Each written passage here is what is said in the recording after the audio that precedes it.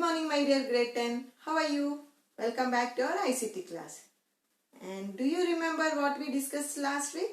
We discussed about what is the internet and what are the basic elements of internet, right? So what is a website? A website is a collection of interrelated web pages, right? Then what is a web page? It is a document which contains different types of elements such as the text, graphics, videos and also the links to the other pages, right? So do you know how to create a web page? Yes, we have a language to create a web page. So that language is known as HTML, Hypertext Markup Language.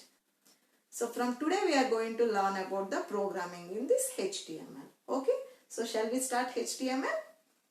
Okay. HTML means Hypertext Markup Language. This HTML is used to create different types of web pages. Okay, so here HTML is having its own sets of symbols to write the programming. Here these symbols are known as the tags.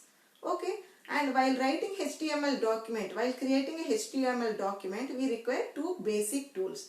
They are HTML editor and the next one is the web browser. We will see what is a HTML editor. So in this editor we write the programming for the web page. How our web page looks, what should our web page contains, all the programming we write in this HTML editor. So again this HTML editor is of two types. One is WYS WYG editor. That means what you see is what you get editor. So in this editor we need not write any programming because this editor contains some tools and also it is a graphical user interface. So here directly we can create our web page using the tools. So whenever you are adding the tools to your web page, automatically the HTML code will be added to your web page. Okay. And the next type of editor is the text editor. So in this editor we need to write our own programming. Here it does not support the GUI. Here we need to write the programming using this HTML. Okay. And WordPad, Notepad, all these are the examples of the text editor. So this is about HTML editors. And the next tool is the web browser. So what is the function of web browser? Here we run the code. Okay, whatever code we are writing in the HTML editor, here we run the code and finally we can see the required web page on this web browser. We have many types of web browsers such as Internet Explorer, Google Chrome, Microsoft Edge, etc. So any of the web browser, you can open your HTML document, you can run the code and then finally you can see the designed web page on your web browser. Okay, now we will see how to create a basic HTML document and how to run the HTML document in the web browser. Okay, now let us see how to create a web page in HTML. So to create a web page, we have two steps here. One is creating an HTML document and the next step is viewing the HTML document. So here to create an HTML document we need a text editor, right? So here we are using Notepad as our text editor. So open Notepad by clicking Start, All Programs, Accessories and Notepad. Now the Notepad window will be opened. So in the Notepad window you type the given HTML code. Then click on the File menu and Save option to save our file. In the Save As dialog box, whenever you are giving the file name, always remember that you should give the extension name as .html. Then save your file. Now we will see how to execute our file in the web browser. So open any web browser like Internet Explorer or Google Chrome. Then click on File menu or click Ctrl+O. So here Ctrl+O is the shortcut key to open a file. After pressing the Ctrl+O, all the files will be displayed. Now choose your file which you have created in the Notepad and then click on Open button.